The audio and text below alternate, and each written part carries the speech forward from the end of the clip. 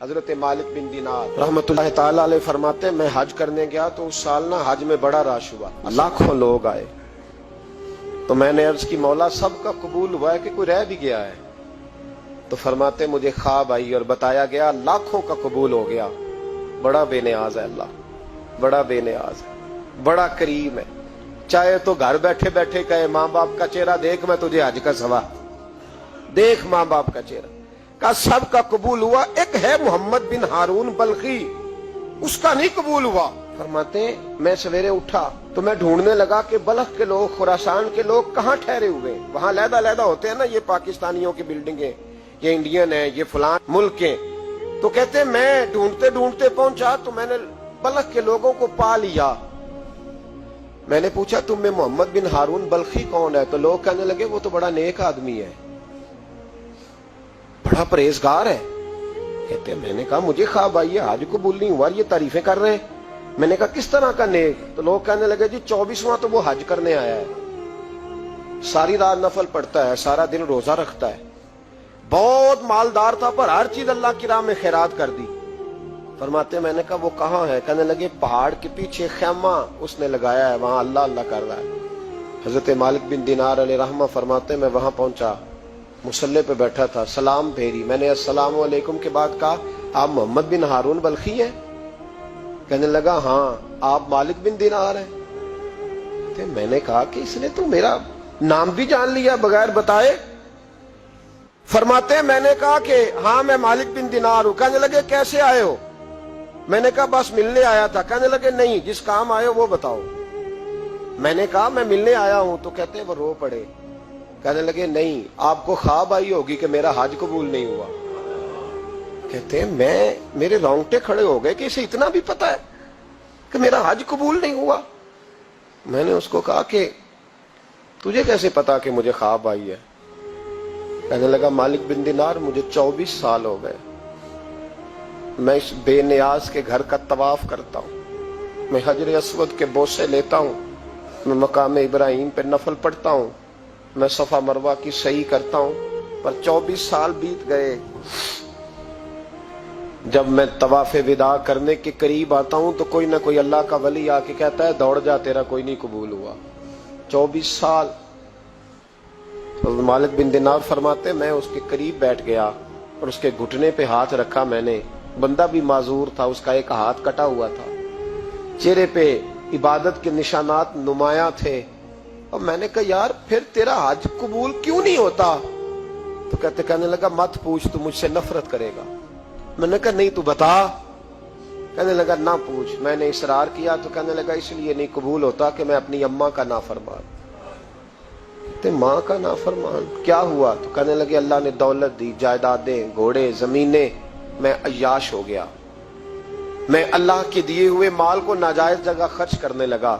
ماں میری بوڑھی تھی، عبادت گزار تھی، مجھے سمجھاتی تھی۔ رمضان کا مہینہ، عصر کے بعد اماں تنور میں روٹیاں لگا رہی، میں گھر آیا شراب کے نشے میں، اماں روٹی دو۔ ماں کہنے لگی شرم کر، روزہ رکھا نہیں تو جنہوں نے رکھا ہے ان کا تو خیال کر۔ کہتے ہیں یہ لفظ میں نے سنے تو ماں کو ایک تھپڑ دے مارا، اماں جلتے ہوئے تندور میں گر گئی، لوگوں نے مجھے کمرے میں بند کر دیا۔ کہتے ہیں ساری رات میں شور سنتا رہا پر نشے میں پڑا رہا۔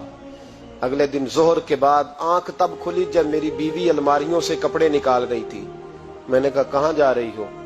کہنے لگی میکے جا رہی ہوں، میں ماں کے قاتل کے ساتھ وقت نہیں گزار سکتی۔ میں نے کہا ماں قتل ہو گئی؟ کہا ہاں، رات 9 مہینے تجھے پیٹ میں رکھنے والی اور چھاتی کا دودھ تیرے گلے میں اتار کے پالنے والی تیرے ہاتھوں قتل ہو گئی۔ کہا کدھر ہے میری ماں کی میت؟ کہا دفن کر دیا۔ بتایا کیوں نہیں؟ کہتے مرتے وقت کہہ گئی تھی اسے میرا منہ نہ دکھانا، میرے جنازے کے قریب نہ آئے۔ کہنے لگا میں اسی وقت اٹھا جس ہاتھ سے ماں کو مارا تھا، کلاڑا لے کے ہاتھ کاٹ دیا، جائیدادیں، گھوڑے، مکانات خیرات کر دیے۔ ساری رات نفل پڑھتا ہوں، سارے دن کے روزے رکھتا ہوں، ہر سال حج کرتا ہوں، عرش کا مالک معاف نہیں کرتا۔ حضرت مالک بن دینار کہتے ہیں میں نے بھی ایک تھپڑ مارا، میں نے کہا تو اسی قابل ہے تجھے معاف نہ کیا جائے، کبھی تجھے معافی نہیں ملے گی۔ کہتے ہیں میں ہو کے آیا، وہ روتا رہا، تڑپتا رہا، میں سویا گھر آ کے تو مجھے مصطفیٰ کریم علیہ السلام کا دیدار نصیب ہو گیا۔ نبی پاک صلی اللہ تعالی علیہ وسلم نے فرمایا مالک تو اسے کیوں مایوس کر آیا ہے اللہ کی رحمت سے، کیوں کہہ آیا اسے؟ میں نے کہا حضور اتنا بڑا قاتل ماں کا کیسے معافی ملے گی؟ تو محبوب فرمانے لگے اس کی ماں کی وجہ سے ہی اسے معافی ملے گی، ماں کی وجہ سے۔ حضور کس طرح؟ فرمایا ماں قیامت کے دن اس کے خلاف مقدمہ دائر کرے گی، کہے گی اللہ اسے پوچھ میرا جرم کیا تھا، مجھے کیوں جلا کے مارا؟ رب بات سنے گا اور پھر کہے گا اٹھاؤ اس کے بیٹے کو۔ ماں او بچے کی ماں بھیجے نا اب تیرے بیٹے کو سزا دے، کہے گی یا اللہ سخت سزا دے، تو رب کریم فرمائے گا اٹھاؤ اسے جہنم میں لے جاؤ۔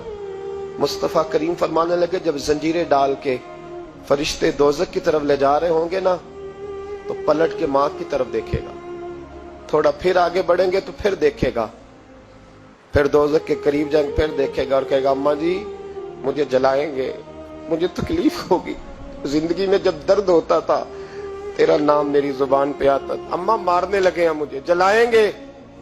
میرے مصطفیٰ کریم فرمانے لگے وہ ماں اسے جلا کے مار دیا، وہ میدان محشر بول پڑے گی، کہے گی اللہ اے اللہ اے اللہ۔